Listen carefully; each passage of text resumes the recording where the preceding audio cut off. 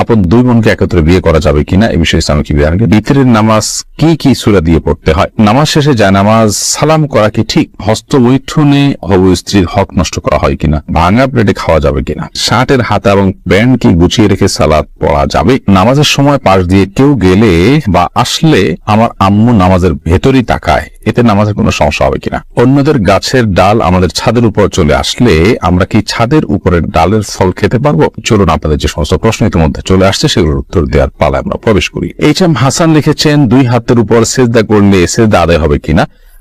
সেজদা করবেন আপনি জমিনে, হাতের উপরে সেজদা করবেন না। যদি কোনো কারণে হাতের উপরে কেউ সেজদা করেন, হয়তো জমিন তার জন্য উপযোগী না বা জমিনে করার কোনো ব্যবস্থা নেই, আদায় হয়ে যাবে তার সালাত। নাহিদ ইসলাম আপনি লিখেছেন, নামাজ শেষে জায়নামাজ সালাম করা কি ঠিক? না, জায়নামাজ সালাম করার কিছু নেই। সালাম করতে হবে মানুষকে। ডানে বামে সালাম দিচ্ছেন, এরপর কোনো সালাম নাই।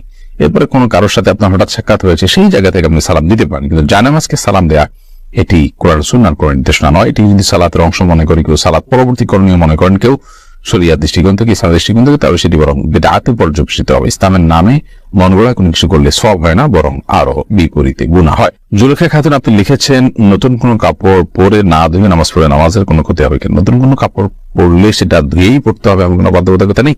কারণ নতুন কাপড় মানে যে সেটা নাপাক, সেটাতে অপবিত্রতা আছে এমনটি তো নিশ্চিত নন আপনি, তাহলে এটি হওয়াটা বাধ্যবাধকতা কেন হতে যাবে?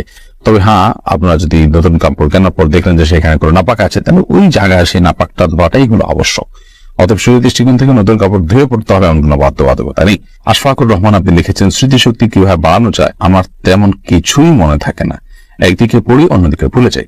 আল্লাহ মাফ করুন, যদি এই পরিস্থিতি হয় তাহলে সেক্ষেত্রে প্রথমত গুনাহ এবং অপরাধ এবং পাপের কাজগুলো আপনার পরিহার করে চলা উচিত, বিশেষভাবে যত্ন সহকারে। সেই সাথে আল্লাহ তাআলার কাছে দোয়া করা উচিত স্মৃতিশক্তি বাড়ানোর জন্য।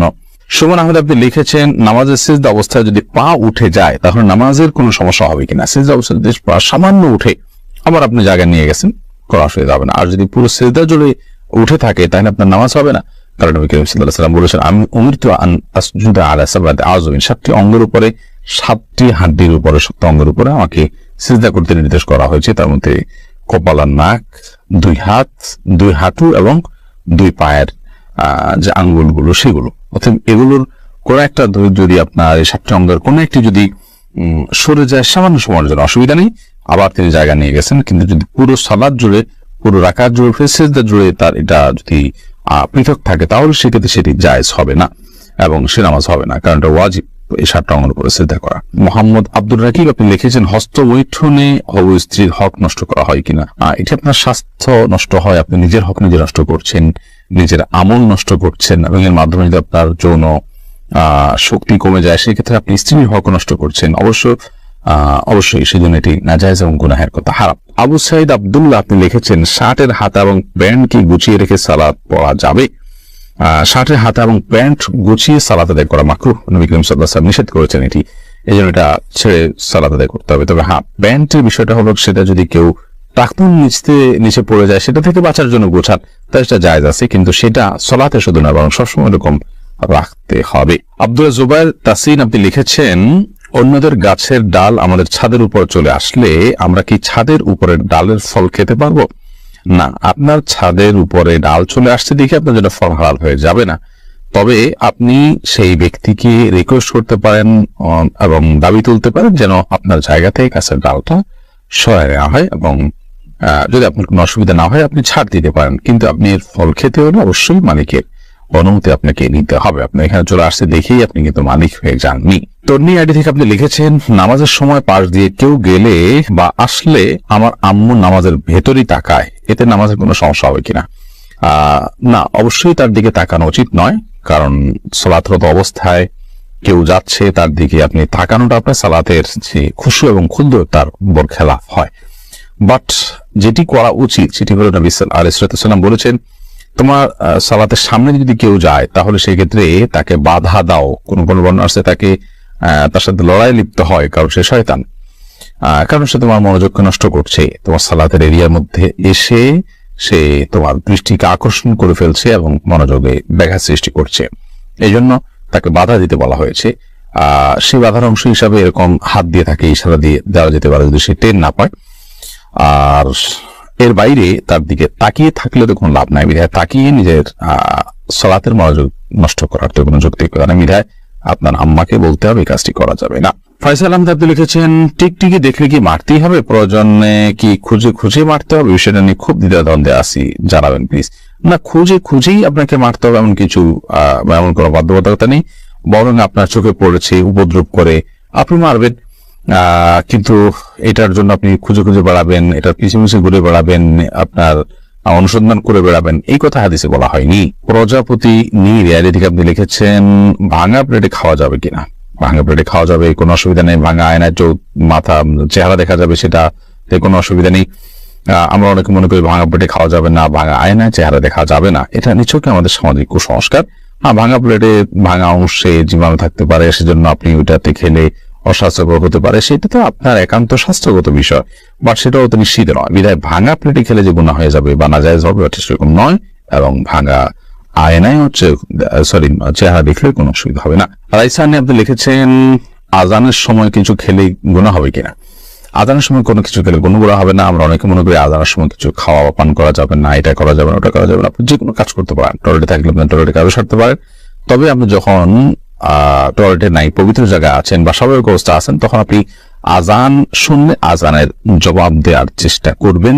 এটা হলো মূল কথা। খেতে গেলে খাওয়ার ফাঁকে ফাঁকে আপনি আজানের জবাব দেওয়ার চেষ্টা করবেন, কিন্তু আজান হলে কিছু খেতে পারবেন না এমন কোনো কথা নেই। এখানে বিষয় হলো জবাব দেওয়ার চেষ্টা করবেন যদি আপনি পবিত্র জায়গায় থাকেন। এমনি মুস্তাফিজুর রহমান আপনি লিখেছেন, কোরআন কারীম যদি ভুল বশত পায়ে লাগে অথবা নিচে পড়ে যায়, করণীয় কি? ভুল বশত পায়ে লাগলে অথবা নিচে পড়ে গেলে আল্লাহর কাছে মাপ চাইতে হবে, যদি এটা অনিচ্ছাকৃত, তারপরে মাপ চাই নিতে হবে, এবং সেই সাথে ভবিষ্যতে যেন এরকমটি না হয় সেজন্য সাবধানতা অবলম্বন করতে হবে।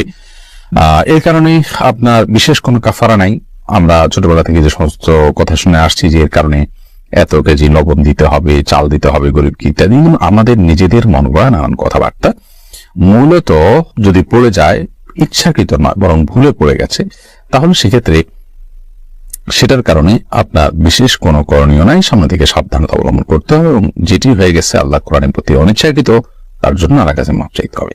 লায়লা নূর কদর এআইডি থেকে লিখেছেন, স্বামী সিগারেট খেলে ওয়াইফের করণীয় কি? ওয়াইফেরাকে বোঝাবেন, যথাসম্ভব নিজে না পারলে অন্য কাউকে দিয়ে বোঝাবেন, আল্লাহর কাছে দোয়া করবেন। তারপর তিনি যদি ফিরে না আসেন, একান্ত তার গুনাহ হবে, ওয়াইফ অন্তত দায় মুক্ত হয়। মোহাম্মদ আরিফ রহমান আপনি লিখেছেন, আপন দুই বোনকে একত্রে বিয়ে করা যাবে কিনা? এই বিষয়ে ইসলাম কি বিধান? সম্পূর্ণ হারাম। আপন দুই বোনকে একসাথে বিয়ে করা যাবে না, এমনকি পৃথক করে বিয়ে করা যাবে না। এক বোন স্ত্রী থাকাকালীন সময় অন্য বোনকে বিয়ে করা যাবে না, অর্থাৎ এট এ টাইম দুজন বোন কারোর স্ত্রী হতে পারেন না, এটি হারাম।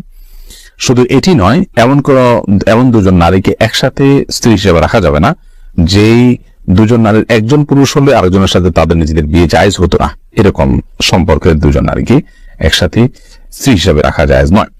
হ্যাঁ, একজনকে বিয়ে করেছেন, তার সাথে বিচ্ছেদ হলো বা তিনি মারা গেলেন, তারপর অন্যজনকে বিয়ে করেছেন, তারপর সেটি জায়েজ আছে।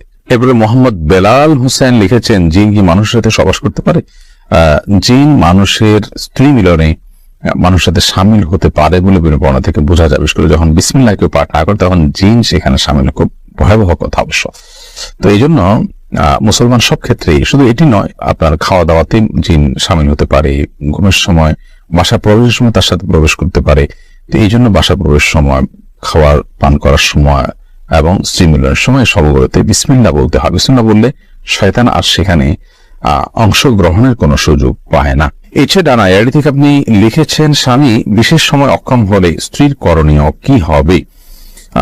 স্বামী যদি অক্ষম হয় পুরোপুরি এবং স্ত্রী যদি তার যে চাহিদা আছে এটি পূরণ না হওয়ার কারণে তিনি গুনাহে এবং পাপে লিপ্ত হয়ে যেতে পারেন এমন আশঙ্কা তৈরি হয়, তাহলে সেক্ষেত্রে অবশ্যই সে স্বামী থেকে তিনি বিচ্ছেদ নেবেন।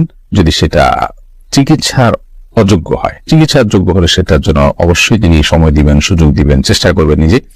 যদি তারপরও কোনো উপায় না থাকে এবং চিকিৎসার অযোগ্য হয়, তাহলে সেক্ষেত্রে তিনি সেখান থেকে বিচ্ছেদ নিয়ে অবশ্যই অন্যত্র বিয়ের উদ্যোগ গ্রহণ করতে পারেন। সেই অধিকার তাকে দিয়েছে। বিতরের নামাজ কি কি সূরা দিয়ে পড়তে হয়? বিতরের সালাতের প্রথম রাকাতে সূরা সাব্বিহিসমা রাব্বিকাল আলা, দ্বিতীয় রাকাতে সূরা কাফিরুন এবং তৃতীয় রাকাতে সূরা ইখলাস কুল হুয়াল্লাহ পাঠ করা, এটি সুন্নাহ। নবী করিম সাল্লাল্লাহু আলাইহি ওয়াসাল্লাম বিধি সালাতে সচরাচর এই সূরাগুলো তেলাওয়াত করতেন।